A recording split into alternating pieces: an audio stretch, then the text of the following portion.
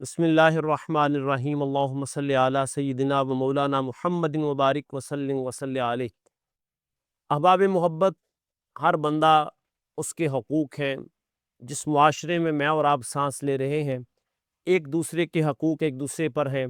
معاشرے میں والدین کے حقوق ہیں، اور دین اسلام بھی یہی بتاتا ہے، والدین کے حقوق، بیوی بچوں کے حقوق ہیں، ہمسائے کے حقوق ہیں، بہن بھائیوں کے حقوق ہیں، اور پھر ملک کے حقوق ہیں۔ یعنی زندگی میں انسان پر بہت سارے لوگوں کے حقوق ہیں، لیکن یاد رکھیے ان سب کے حقوق کو ادا کرنا ضروری ہے۔ اور حقوق العباد کا معاملہ اتنا سخت ہے کہ اس کو ادا کرنا ہی ضروری ہے، وگرنہ کل قیامت کو جس بندے کا حق غصب کیا ہوگا یا حق مارا ہوگا، تو وہ بندہ اگر اللہ کی بارگاہ میں سوال کرے گا تو اس بندے کی نیکیاں دینی پڑیں گی۔ سبھی احباب کے حقوق اپنی جگہ ہیں، لیکن ایک بندہ مومن پر، ایک عاشق صادق پر سب سے زیادہ اگر کسی ذات کا، کسی ہستی کا حق ہے تو وہ میرے اور آپ کے آقا مولا صلی اللہ تعالی وسلم کی ذات پاک ہے۔ وہ محبوب کائنات کی ذات ہے۔ سرکار کا حق اپنے امتیوں پر سب سے زیادہ ہے۔ کیوں کہ النبی اولا بالمؤمنین من انفسہم، حضور صلی اللہ تعالی وسلم کی ذات تو مومنین کی جانوں سے بھی زیادہ قریب ہے، تو سرکار کا حق سب سے زیادہ ہے۔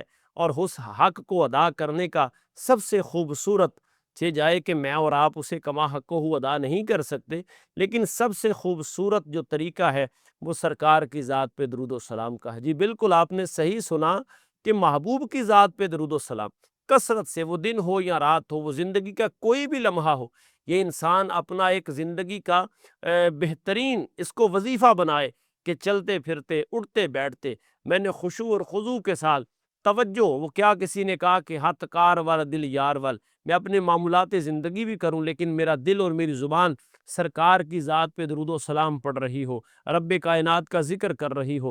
اور درود و سلام کی وہ فضیلتیں ہیں کیونکہ حضور کا حق ادا ہوگا۔ اگلی حدیث پاک سنیے، میرے آقا کریم علیہ الصلوۃ والسلام نے فرمایا، حضور فرماتے ہیں جو دنیا میں جتنا مجھ پہ درود و سلام پڑے گا، کل قیامت کو اتنا ہی میرے قریب ہوگا۔ سبحان اللہ۔ آج دنیا میں کوئی بندہ کسی بڑے منصب والے کے قریب ہو تو وہ اپنے حلقہ احباب کو بتاتا ہے کہ بھئی میں فلاں کے قریبی ہوں، فلاں مجھے جانتا ہے، فلاں سے میری دعا سلام ہے۔ لیکن کل قیامت کے دن جب یہ ساری جان پہچان اور یہ ساری کی ساری جان پہچان ختم ہو جائے گی، کل قیامت کے دن جب کوئی سفارش کام نہیں آئے گی، تو وہ بندہ جو دنیا میں حضور کی ذات پہ درود و سلام پڑھتا رہا ہے، اس بندے کا قرب سرکار کے ساتھ اتنا ہوگا کہ وہ پل صراط ہو، وہ میزان ہو، وہ جناب والا حوض کوثر کے جام ہو۔ کیوں کہ حضور تو دور سے دیکھ کر کے اس کو پہچان لیں گے کہ یہ تو میرا وہی غلام ہے کہ آج اس کا چہرہ بھی چمک رہا ہے، یہ نفس مطمئنہ کے ساتھ میدان حشر میں ہے۔ کیوں؟ ایک نور کا حالہ ہوگا اس کے اردا گرد، اس وجہ سے کہ یہ میری ذات پہ درود و سلام پڑھتا رہا ہے۔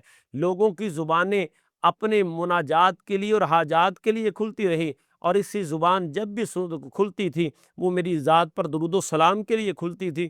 تو درود و سلام کی برکت کے ثمرات اس بندے کو یہ ملیں گے کہ قبر ہو تو سرکار کے جلوے، حشر ہو تو سرکار کے جلوے، حضور کا قرب، میدان حشر میں پل صراط ہوگی تو محبوب کائنات کے جلوے اور حضور کا قرب اس کو مل جائے گا۔ اور جنت کے اندر جب یہ بندہ داخل ہوگا، کیونکہ اس نے درود و سلام پڑھا ہوگا، تو سرکار کے قرب کی وجہ سے اسے محل بھی حضور کے قریب مل جائے گا۔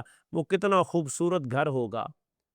تصور کرے، آج بندہ کہتا ہے فلاں سوسائٹی میں میرا گھر ہے، فلاں سوسائٹی میں میرا گھر ہے، لیکن محبوب کائنات کی ذات پہ درود و سلام پڑھنے والے کا گھر جنت میں محل حضور کے قریب ہوگا، کیونکہ وہ سرکار کی ذات پہ دنیا میں کثرت سے درود و سلام پڑھتا تھا۔ محبوب کائنات کے قریب ہوگا تو عالم تصورات میں ذرا سوچے نا کہ وہ اپنے محل میں بیٹھ کے جب اپنے گھر کی کھڑکی کو کھولے گا تو سامنے اسے محبوب کائنات کی چوکھٹ نظر آ جائے گی۔ وہ دنیا میں کہا کرتا تھا کہ میں سو جاؤں یا مصطفیٰ کہتے کہتے، کھلے آنکھ صلی اللہ کہتے کہتے، قبر کے اندر جب داخل ہوا تو یہ پڑھتا ہوا داخل ہوا تو میدان حشر میں جب جنت میں جائے گا تو سرکار کائنات کا رخ زیبا دیکھے گا۔